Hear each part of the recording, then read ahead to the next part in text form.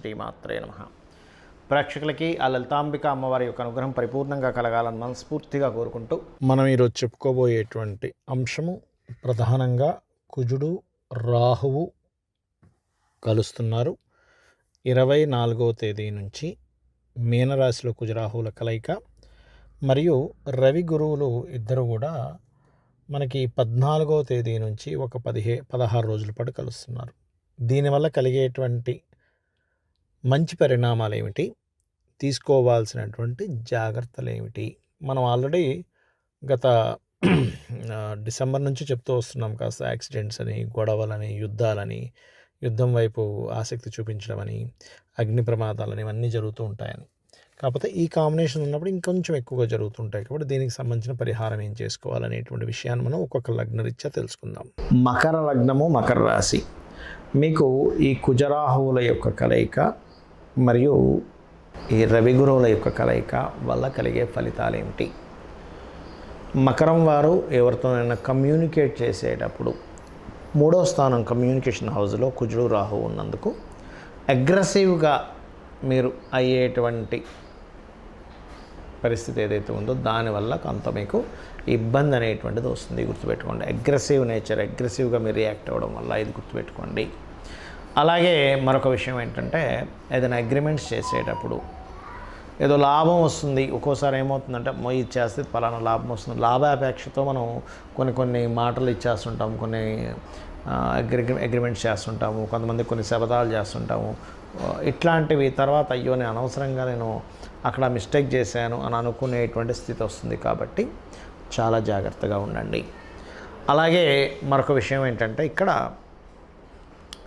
వీటితో పాటు కొంచెం అన్నదమ్ములతో ఉండేటువంటి ఘర్షణ సంబంధంగా అక్కచెల్లెలతో కావచ్చు, ముఖ్యంగా సిబ్లింగ్స్తో, అండ్ అలాగే కొంచెం షార్ట్ జర్నీస్లోకి వెళ్ళేటప్పుడు కాస్త జాగ్రత్త వహించండి. ఇది గుర్తుపెట్టుకోండి. అలాగే ఇక్కడ మరొక విషయం ఏంటంటే, వీటితో పాటు మకరం వారికి ప్రత్యేకంగా మరి ఈ కుజరాహువుల వల్ల ఈ జాగ్రత్తలు తీసుకోవాలి అని చెప్పాం కదా. మరి రవి గురువు వీటి వల్ల కలిగేటువంటి ఫలితాలు ఏమిటి అంటే, మంచి ఫలితాలు జరుగుతాయి. ప్రాపర్టీ, ఏదైనా వాహనము, గృహము కొనుగోలు చేయడము. అలాగే మరొక విషయం ఏంటంటే, విద్యా సంబంధంగా ఏదైనా ఆరంభించడం ద్వారా ఆటంకాలు కలగకుండా ముందుకు వెళ్ళడము. ఏదైనా గృహ సంబంధించిన నిర్మాణాలు ప్రారంభించడానికి ఒక మంచి టీం దొరకడము. ఒక మంచి స్పేస్, ఆఫీస్ స్పేస్ కావచ్చు, రెసిడెన్షియల్ స్పేస్ కావచ్చు. ఒక్కోసారి మనం రెంట్కి తీసుకుందామంటే కూడా ఒక్కోసారి మనకు లభించదు. బట్ ఈ 4th హౌస్లో ఎప్పుడైతే ఎగ్జాల్టెడ్ సన్ ఉండడం అండ్ శుభగ్రహమైనటువంటి గురువు ఉండడం, అది 3వ అధిపతి అయినప్పటికీ 12వ అధిపతి అయినప్పటికీ కూడా అక్కడ రవితో ఉండే కలవడం వల్ల ఆ ఫలితాలు ఇస్తుంది. అది ఇవ్వడం, మదర్కి గతంలో ఏవైనా ఇబ్బందులు ఉంటే మదర్కి కొంచెం క్లియర్ అవ్వడం, ఏదైనా బ్యాక్లాగ్స్ ఉంటే కూడా క్లియర్ అవ్వడానికి తీసుకునే మీ నిర్ణయాలు సక్సెస్ అవ్వడము, పేరు రావడం. కొంతమంది ఒక్కోసారి చూడండి, మాకు ఒక మంచి నేమ్ వచ్చింది అది దీనివల్ల అంటూ ఉంటారు. అలా నేమ్ అండ్ ఫేమ్ రావడము, ఇటువంటివి చాలా స్పష్టంగా గోచరిస్తున్నాయి. అయితే 9వ స్థానంలో కేతు ఉన్నందుకు మీరు ఎట్టి పరిస్థితుల్లో కూడా బ్యాంక్ ట్రాన్సాక్షన్స్ విషయంలో కొంత జాగ్రత్తగా ఉండండి. 100% మీరు వేరే ప్రదేశాలకు వెళ్తూ ఉంటాం కదంటే, ముఖ్యంగా ఈ పుణ్యక్షేత్రాలకి వెళ్ళేటువంటి విషయంలో జాగ్రత్తగా మీరు, ముఖ్యంగా గణపతి యొక్క క్షేత్రాలకు కనుక వెళ్ళినట్లయితే, అంటే కొంచెం లాంగ్ జర్నీస్లో కొంత జాగ్రత్త చూపిస్తుంది ఈ భాగ్యంలో కేతు ఉన్నందుకు. అయితే ఇక్కడ పుణ్యక్షేత్రాల్లో గణపతి ఆలయాలు, కాణిపాకం ఉంది, ఇటువంటి ప్రదేశాలకు కనుక మీరు వెళ్ళినట్లయితే ఖచ్చితంగా 100% మీ యొక్క పూర్వజన్మ పుణ్యకర్మ ఓపెన్ అవుతుంది. ఇక మీరు చేయవలసిన దేవతారాధన, అమ్మవారి ఆరాధన చేయండి. మరియు గోవుకి క్యారెట్లు, బెల్లము తినిపించండి. వీలైతే గ్రాసం కూడా తినిపించండి. నవగ్రహాల్లో కుజరాహు కేతు గ్రహాల దగ్గర దీపారాధన చేయండి. అనే విధాలా బాగుంటుంది. అయితే ఇప్పటివరకు మనం చెప్పుకున్నటువంటిది ఏదైతే ఉందో, దీంతోపాటు చాలామందికి లగ్నం తెలియదు, రాశి తెలియదు, నక్షత్రం తెలియదు. మరి మీరు ఏం చేయాలి, ఎటువంటి పరిహార మార్గం చేసుకుంటే అమ్మవారి యొక్క అనుగ్రహం మీకు పరిపూర్ణంగా ఉంటుందో చెప్తానండి మీకు. ముఖ్యంగా ఈ కాంబినేషన్ ఉన్నందుకు మీరు నవగ్రహాలలో కుజ రాహుగ్రహాలు ఉంటాయి. అక్కడ చక్కగా నేతితో దీపము వెలిగించండి. ఏ రోజు వెలిగించాలి? మంగళవారం కానీ శనివారం కానీ వెలిగించవచ్చు. అలాగే మీకు దగ్గరలో ఆలయాల్లో రావి చెట్టు ఉంటుంది. రావి చెట్టు, వేప చెట్టు కలిసి ఉన్నటువంటి ప్రదేశం మనకి ఆలయాల్లో కనిపిస్తూ ఉంటుంది. దాని కిందనే మనకి సర్ప ప్రతిష్టలు కూడా చేసి ఉంటాయి. ఆ యొక్క ప్రదేశానికి వెళ్ళి చక్కగా భక్తి శ్రద్ధలతో పసుపు గంధము కలిపిన నీటిని ఒక గ్లాసులో కానీ ఒక చెంబులో కానీ తీసుకొని చక్కగా మీరు ఆ వాటర్ పట్టుకొని ఒక 3 కానీ 11 కానీ లేకపోతే 7 ప్రదక్షిణాలైనా సరే చేసి వాటి మీద అభిషేకంగా చేయండి. అప్పుడు దానివల్ల ఏమవుతుందంటే ఈ కుజరాహుల కలయిక అనేటువంటిది కొంత సర్పదోషంగా కూడా చెప్తూ ఉంటారు.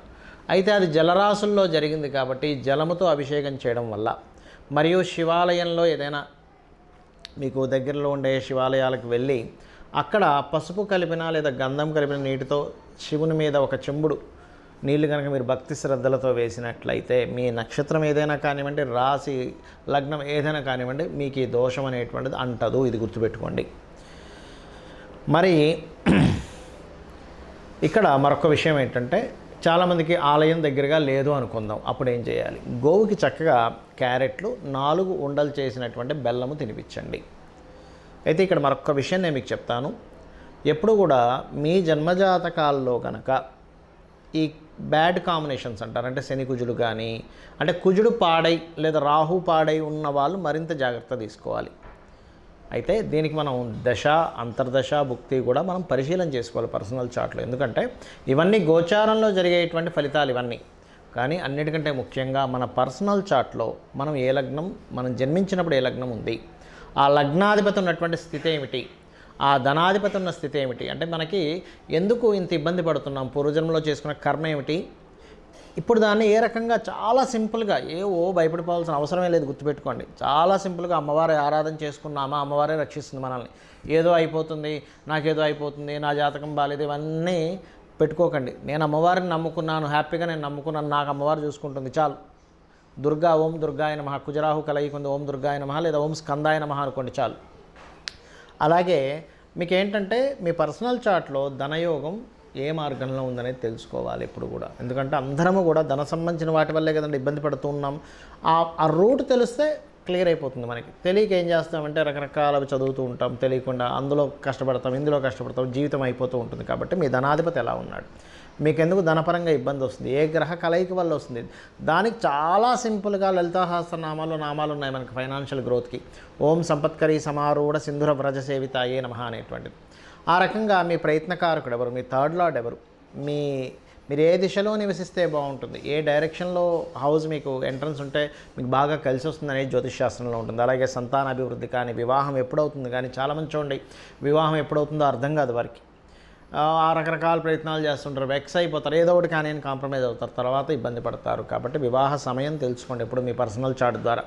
అదేవిధంగా మీరు ఉద్యోగం చేస్తే బాగుంటుందా, వ్యాపారం చేస్తే బాగుంటుందా, అందులో ఏ వ్యాపారం చేస్తే బాగుంటుంది. కొన్నిసార్లు కొంతమందికి వాళ్ళ జన్మజాతకంలో దశమ స్థానాధిపతి అంటారు, అంటే వృత్తిని ఇచ్చేటువంటి కారకుడు బలంగా లేడు, కొంచెం బలహీనంగా ఉన్నాడు. కానీ అతని బలము వేరే రాష్ట్రాలకు వెళ్ళడం ద్వారా, వేరే దేశాలకు వెళ్ళడం ద్వారా పెరుగుతుంది. వాళ్ళ జన్మజాతకంలో దశమాధిపతి ఆ కాంబినేషన్లో ఉంటాడు. అలాంటప్పుడు వాళ్ళకి ఇక్కడ ఉన్నప్పుడు ఏదో చిన్న చిన్న జాబులు చేస్తూ ఎంత టాలెంట్ ఉన్నా ఇబ్బంది పడేటువంటి వారికి వేరే దేశానికి, రాష్ట్రానికి వెళ్ళగానే గొప్ప స్థితికి వెళ్తారు. అప్పుడు అరే నేను ఇన్ని రోజులు ఇక్కడే ఉండిపోయి అనవసరం తప్పు చేశాను, ఇప్పుడు మంచి పని చేశాను అనిపిస్తుంటుంది. అది జన్మజాతకంలో కనబడుతుంది. కాబట్టి అది చూసుకోండి.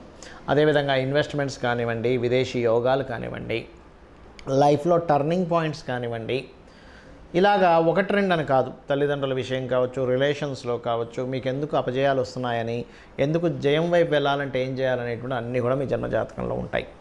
మరి ఇవన్నీ మన జన్మజాతకంలో ఉంటే ఇప్పుడు మనం ఈ కుజరాహులు కలుస్తున్నారు, ఈ గోచార ఫలితాలు ఇలాగే ఇవన్నీ ఎందుకు చెప్పుకుంటున్నామని మీకు సందేహం కలగవచ్చు. ఏమిటంటే మనం ఒకటి తలుస్తాం, దైవం ఒకటి తలుస్తుంది అంటూ ఉంటారు చూసారా. అంటే మనం ఒక ప్లానింగ్ వేసుకుంటాం, కానీ కాలము దానికి అనుకూలిస్తే మన ప్లానింగ్ అద్భుతంగా వెళ్తుంది.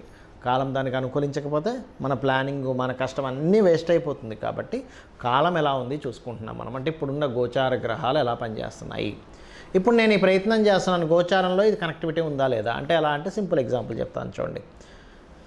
మామిడి పండు ఇప్పుడు ఎండాకాలంలో పండుతుంది, మామిడికాయ ఇప్పుడు మనకు పండుగ వస్తుంది కదా.